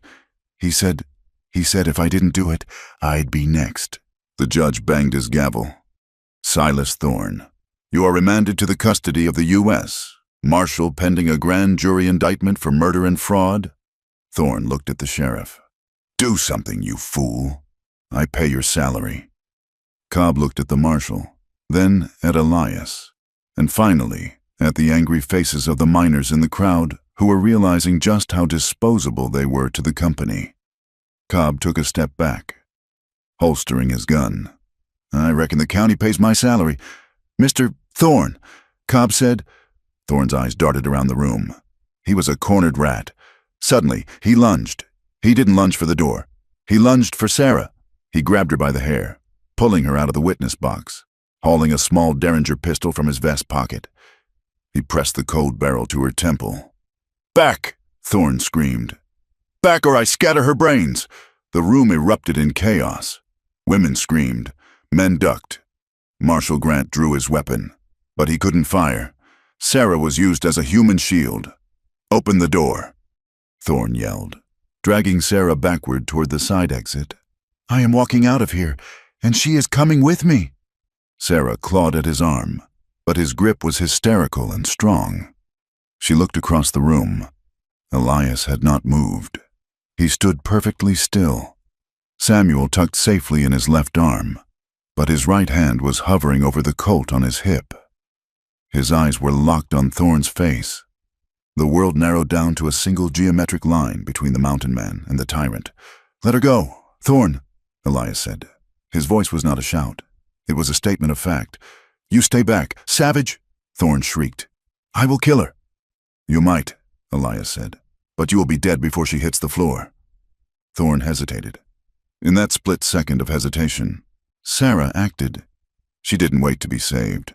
She stomped her boot heel down onto Thorn's instep with all the force of a woman who had climbed the Rockies. Thorn howled in pain. His grip loosened just a fraction. Sarah threw her elbow back, slamming it into his ribs, and dropped to the floor. Thorn's gun wavered. Elias moved. It was not the reckless violence of a gunslinger. It was the precise, controlled motion of a predator. He drew the Colt. He did not fan the hammer. He fired one shot. The roar of the heavy-caliber pistol was deafening in the enclosed space. Thorn's Derringer spun out of his hand, shattered by the bullet that had struck the metal frame. Thorn screamed, clutching his numb, bleeding hand, and collapsed to his knees. Marshal Grant was on him in a second, pistol whipping him to the ground and clamping irons on his wrists.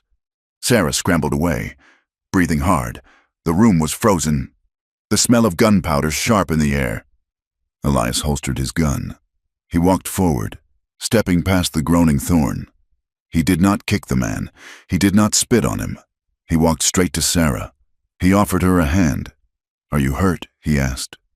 Sarah looked at the hand that had just fired a bullet inches from her head. It was steady. No, she said, taking it. I am not hurt. Elias pulled her to her feet. He handed Samuel to her. The baby, miraculously, had slept through the gunshot, rocked by the motion of Elias's body. The townspeople watched. They expected the mountain man to roar in triumph. They expected him to claim the woman. Instead, Elias stepped back. He turned to the marshal. He is yours. Elias said. Marshal Grant hauled Thorne to his feet. Silas Thorne, you are under arrest for the murder of John Miller, for kidnapping, and for assault. The judge banged his gavel, though it was hardly necessary. The court is adjourned. The crowd began to disperse, but slowly. They filed past Elias and Sarah. This time, there were no jeers. A few men tipped their hats. The shopkeeper who had turned them away looked at the floor, his face burning with shame. Martha Higgins pushed through the crowd. She walked up to Sarah and hugged her fierce and hard. You did it, Martha whispered. You did it. Sarah looked over Martha's shoulder at Elias. He was standing near the door, looking at the open sky. He looked uncomfortable with the attention, like a wolf trapped in a parlor. He had done what he promised. He had protected her, and now the danger was over. Later that afternoon, the town began the slow process of correcting itself. The land office was seized by the marshal. The ledgers were confiscated. The sheriff was suspended pending an investigation. Sarah stood on the porch of the boarding house where the judge had arranged a room for her. The sun was setting, casting a golden light over the town that had been her prison and was now, finally, just a town. Elias was by his horse, tightening the cinch. Sarah walked down the steps. Where are you going? She asked. The horse needs water, he said, not looking at her. And I do not belong in a boarding house. Sarah, are you leaving? Elias stopped. He looked at her. The vulnerability was back in his eyes, masked by his stoicism. You are free, Mrs. Miller, he said. Thorne is gone. The judge has voided the auction. You have the coal claim. You are a wealthy woman now. You can hire a dozen men to protect you. You do not need a savage anymore. Sarah walked up to him. She reached out and took the reins from his hand. Stop calling him that. She said, calling who what? Stop calling yourself a savage, she said firmly, and stop deciding what I need. She tied the reins back to the rail. You told me once that you stay in the mountains because everything you love dies. She said. Elias flinched. Sarah, well, look at me. Elias, she demanded. I am not dead. Samuel is not dead. We are alive because of you. She stepped closer, invading his personal space, ignoring the people walking by on the street. You protected us without owning us, she said. You gave me my life back. Do not ask me to live it without you. Elias looked down at her. He looked at the baby in her arms, and then at her face. The walls he had built around his heart for 10 years, the walls of grief and isolation, were crumbling. He had fought an army for her. Fighting her love was a battle he knew he would lose. I do not know how to live in a town. Sarah, he said quietly, I do not know how to be this. We will figure it out, she said. We can build a cabin on the claim, or we can go back to the valley. I do not care where we are, as long as we are us. She reached up and touched his face, her thumb tracing the scar. You bought a debt, Elias, but you earned a family. Elias let out a breath he seemed to have been holding since the auction. He raised his hand and covered hers, pressing it to his cheek. He closed his eyes, and for the first time, the perpetual vigilance left his shoulders. I am not leaving, he whispered. Good, Sarah said. She took his arm. Now come inside. Martha is making stew, and Samuel needs his father figure to hold him while I eat. Elias looked at the boarding house, then at the woman who had saved him just as surely as he had saved her. A slow smile spread across his face, transforming his features. Yes, ma'am, he said. They walked up the steps together, the mountain man and the widow, leaving the dust of the street behind them. The town watched them go, no longer with judgment, but with a quiet, grudging respect. They were no longer a scandal.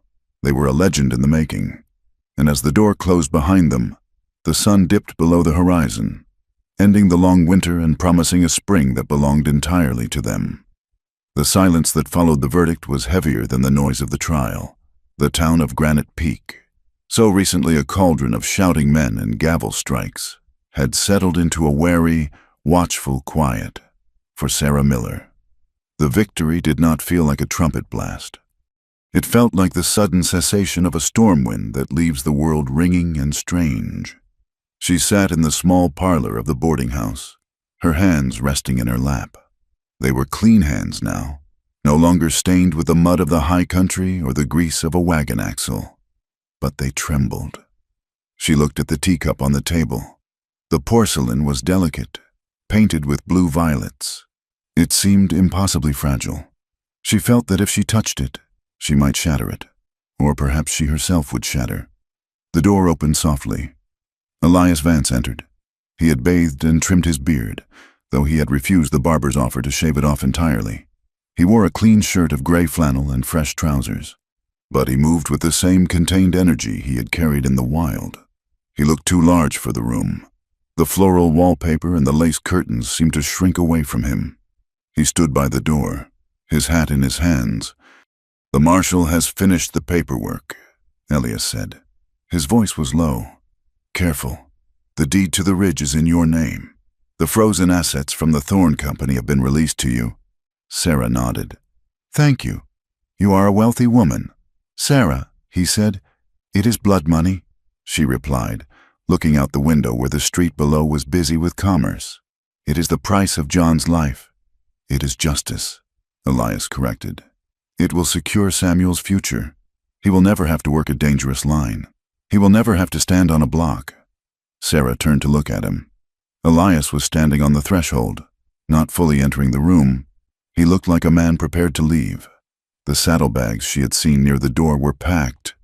"Where are you going?" she asked, the old panic flaring in her chest before she could suppress it. Elias looked at his boots. "The snow is melting in the high passes. The beaver will be moving. You are going back to the trap line. I am a mountain man." "Sarah." "That is what I do." Sarah stood up. The trembling in her hands stopped. "We talked about this," she said, "on the porch. You said you would stay. I said I would stay until you were safe," Elias said. "You are safe now. You have the law on your side. You have money. You have the respect of the town, or at least their fear, which serves the same purpose." He looked up, meeting her gaze with eyes that were full of pain. "Sarah, look at me. I am a savage to these people. I am the man who lives in a cave. If I stay and try to be part of your life here, I will only drag you down. They will tolerate you because you are the widow who won. But if you keep the mountain man in your parlor, they will whisper. They will say you are tainted." "I do not care what they say," Sarah said fiercely. "You should," Elias countered. "You have a son to raise in this society. He needs a mother who is respected, not a mother who is living in sin with a drifter." "Living in sin," Sarah repeated the words, tasting the bitterness of them. "Is that what you think we are?" Elias stepped forward, his restraint cracking. "I think I am a man who has spent 10 years talking to trees and ghosts," he said. "I think I am rough and scarred and have blood on my hands. And I think you are a woman who deserves a gentle life. You deserve a man who can take you to church without the congregation staring. A man who knows how to hold a teacup, not a Bowie knife." He reached out, almost touching her, but stopped his hand in the air. "I was the shelter for the storm. Sarah, the storm is over. You do not need the shelter anymore. You need the sun." Sarah looked at him, this giant, terrified man who was trying to break his own heart to save her reputation. She saw the love in his sacrifice, but she also saw the lie in it. She walked across the room and closed the door, shutting out the boarding house, the town, and the world. "Sit down." "Elias," she said. He hesitated, then sat on the edge of the stiff velvet sofa. He looked like a bear caught in a trap. Sarah did not sit. She paced the rug. "You think you are saving me by leaving," she said. "You think you are giving me a chance at a normal life. It is the right thing to do," he murmured. "Is it?" Sarah asked. She stopped and faced him. "Let me tell you about the normal life I had before you. Elias. My normal life was a husband who worked himself to death because the company squeezed us for every cent. My normal life was neighbors who turned their backs when I couldn't pay the rent. My normal life was a town that watched a woman be sold like cattle and did nothing but bid." She took a breath, her voice trembling with emotion. "I have seen civilization. Elias, I have seen the men in suits who follow the law, and I would rather have the man in buckskins who follows his conscience." She sat down beside him on the sofa, close enough that their knees touched. "You say you are a temporary shelter," she said softly, "but you are wrong. You are the foundation. When I was out there in the snow, when I was terrified and cold, you did not just keep me warm, you gave me back my dignity. You treated me like a person when the world treated me like a thing." She reached out and took his large, calloused hand in hers. "I am not choosing you because I am desperate," she said, her voice firm. "I am not choosing you because I need a guard dog. I am choosing you because I know who you are. I know you are the man who sings to my son when he cries. I know you are the man who held me in a cave and asked for nothing." She squeezed his hand. "If you leave, Elias, you are not sparing me a burden. You are taking away the only thing that makes this victory matter." Elias stared at their joined hands. He was trembling. The walls of his self-imposed exile, built brick by brick over a decade of grief, were shaking. "I am afraid," he whispered. "I am afraid I will fail you. I do not know how to be a husband. I do not know how to be a father." Sarah smiled, a genuine, tear-filled smile. "Neither do I," she said. "I am making it up as I go. We will learn together." Elias looked at her then. He saw the resolve in her eyes. He saw that she was not a damsel to be saved, but a partner offering a contract. "Okay," he breathed. "Okay." The next morning, they faced the town. It would have been easier to sneak away to the ridge, to disappear into the land and hide from the prying eyes, but Sarah refused. She wanted to walk down Main Street. She wanted to show Granite Peak that she was not hiding. They walked out of the boarding house at 10 in the morning. Sarah wore a new dress of blue calico she had purchased, simple but well made. Elias wore his clean flannel and a new canvas coat, his hair tied back neatly. He carried Samuel in one arm, the baby looking around with bright, curious eyes. They walked to the general store. The bell jangled as they entered. The conversation inside stopped. Mr. Henderson was behind the counter. 2 local ranch wives were inspecting fabric. Sarah walked straight to the counter. Elias stood beside her, a solid, undeniable presence. "Good morning, Mr. Henderson," Sarah said. Henderson looked at her, then at Elias, then at the baby. He swallowed hard. The shame of their last encounter hung in the air between them. "Good morning, Mrs. Miller," he said, his voice tight. "I would like to open an account," Sarah said clearly. "And I would like to pay the balance of John Miller's debt, not the fraudulent debt Thorne created, the real one, the $2 for the flour." She placed 2 silver dollars on the counter. Henderson looked at the coins. He looked at Sarah's face. He saw no malice there, only a calm expectation of fairness. He picked up the coins. He opened his ledger. He wrote in it, his pen scratching loudly in the silence. "Account paid in full," he said. He looked up. His eyes met Elias's. Elias nodded, a small, barely perceptible dip of his chin. "Mr. Vance," Henderson said, clearing his throat. We have some new trapping gear in the back, high-grade steel, if you're interested." It was a small thing, a sales pitch. But in the language of the frontier, it was a peace treaty. It was an acknowledgement that Elias was a customer, a citizen, a man who belonged on this side of the counter. "I might take a look," Elias said. "Thank you." As they turned to leave, one of the ranch wives stepped forward. She was an older woman with a face weathered by the wind. She held out a small knitted cap. "For the boy," she said gruffly. "The winters can be hard on the ridge." Sarah took the cap. "Thank you," she said. "It is a good color for him," the woman said. "Matches his eyes." They walked out into the sunlight. It was not a parade. There were no cheers, but the stares were different now. They were no longer looks of disgust or pity. They were looks of curiosity, of measurement. The town was recalibrating. They were seeing a family where they had expected to see a tragedy. They did not stay in town. The noise and the closeness of the buildings still made Elias twitch, and Sarah found the memories of the streets too sharp. They moved to the North Ridge, to the land John had claimed. It was a beautiful, harsh stretch of country, dominated by pine forests and the jutting gray rock where the coal seam lay hidden. They did not start mining immediately. That would come later, with hired crews and contracts. First, they built a home. It was hard work, brutal work. For 2 months, they lived in a canvas tent while they felled trees and dragged stones, but it was a different kind of labor than the desperate survival of the winter. This was labor with a promise attached. Elias worked from dawn until dusk. He seemed to pour all his nervous energy, all his lingering guilt, into the wood.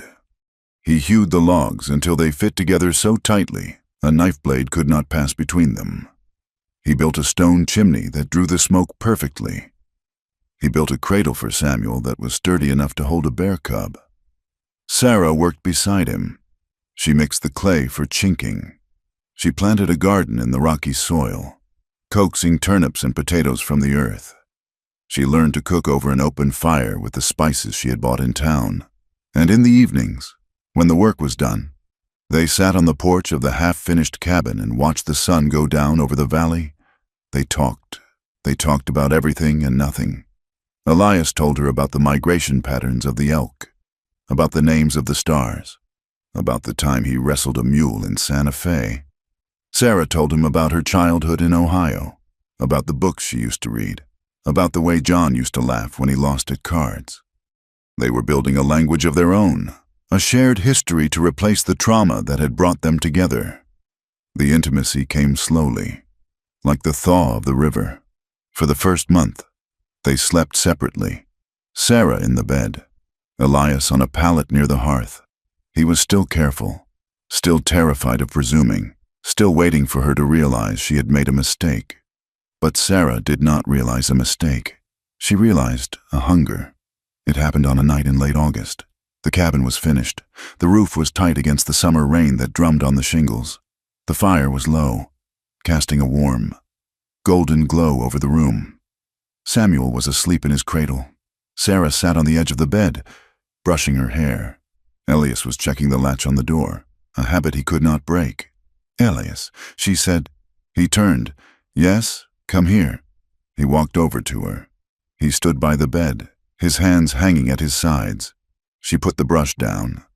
She looked at his hands, those hands that had built this house, that had fired the shot that saved her, that had carried her son.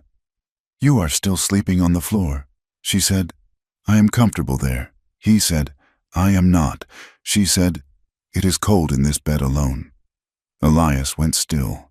He looked at her face, searching for any sign of obligation or fear.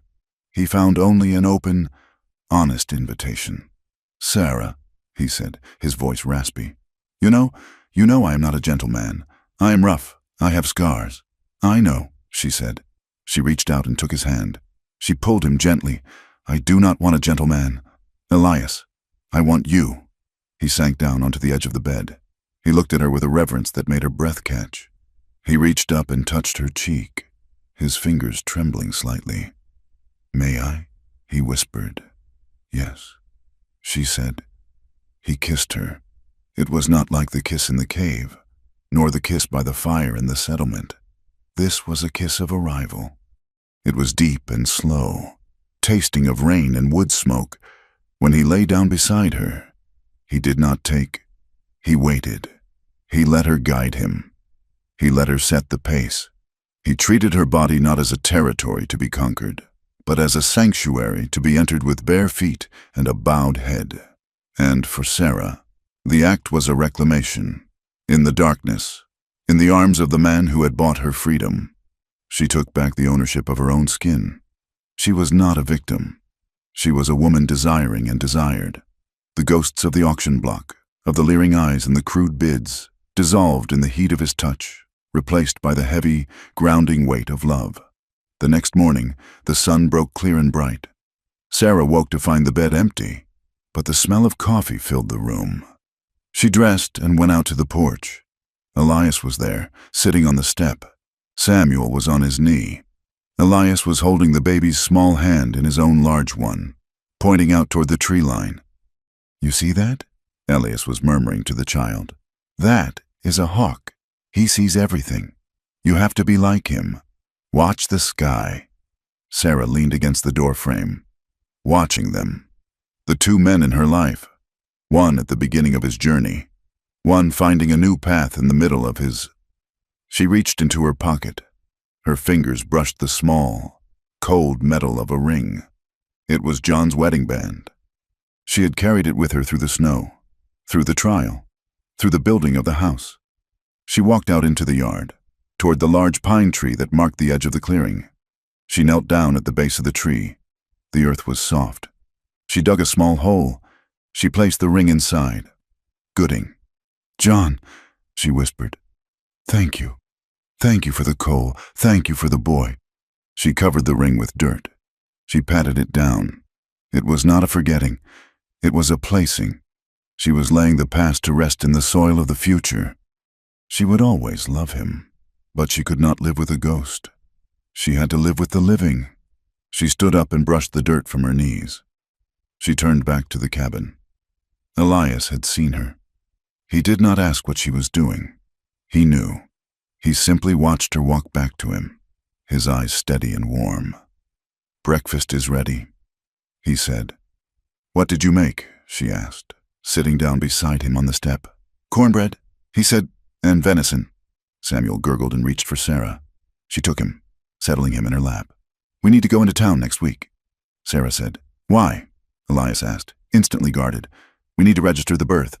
She said, "He needs a last name." Elias looked at the baby. "His name is Miller." Elias said, "His name is Samuel." Sarah said, "But I was thinking, for the last name." She looked at Elias. "Vance has a good ring to it." Elias stared at her. The air seemed to leave his lungs. "Sarah, you cannot mean that. The boy needs a clean name." "He needs a father," Sarah said. "He needs the man who saved him. And so do I." She reached out and took Elias's hand. "Marry me, Elias. Let us make it right. Let us make it legal. Let the whole town see." Elias looked at the valley spreading out before them. He looked at the smoke rising from the chimney of the house he had built. He looked at the woman who had seen the man beneath the monster. He squeezed her hand. "I will have to get a new suit," he said gruffly. Sarah laughed. It was a bright, clear sound that echoed off the mountains. "Yes," she said, "you will." The wedding was small. It was held in the white church in Granite Peak. Martha Higgins stood as the witness. Marshal Grant, who was passing through on his circuit, attended as well. There were whispers. Of course, there would always be whispers. Some people said she had married the savage for protection. Some said he had married her for the coal money. But as Elias and Sarah walked out of the church doors, blinking in the sunlight, none of that mattered. They stood on the steps, a family. Elias carried Samuel, who was now wearing a small buckskin jacket his father had made. Sarah held Elias's arm, her head held high. They looked out at the town, then past it, toward the mountains that rose purple and majestic in the distance. The wind blew down from the peaks, cold and clean, carrying the scent of pine and coming snow. It was a harsh land. It was a land that could kill you with cold, or with greed, or with indifference. It was a land where a woman could be sold for a debt and a man could be hunted for a crime he didn't commit. But it was also a land where you could rebuild, where you could carve a life out of the rock, where love, if it was strong enough, could survive the winter. Elias looked down at his wife. "Ready to go home?" he asked. Sarah looked at the wagon, then at the road leading north, back to their ridge, back to their cabin, back to the life they had chosen. "I am ready," she said. He helped her into the wagon. He climbed up beside her. He took the reins. "No one separates a mother," he said softly. a quiet echo of the vow that had started it all. "And no one," Sarah added, leaning her head on his shoulder, "separates us." Elias snapped the reins. The wagon lurched forward, rolling out of town, leaving the shadows of the past behind them, heading toward the high country where the air was thin and the light was clear, and where they belonged, together, until the mountains crumbled to dust. Thank you for listening to this story. It has been a journey through the harsh beauty of the American West, exploring themes of survival, justice, and the enduring power of love. I would love to hear where you are listening from today. Are you in the mountains, the city, or somewhere in between? Please leave a comment below. If you enjoyed this tale and want to hear more stories about the rugged frontier, please subscribe to From Wild West. I invite you to share your thoughts in English. What did you think of Sarah and Elias's journey? Did the ending resonate with you? Until next time, keep your powder dry and your eyes on the horizon.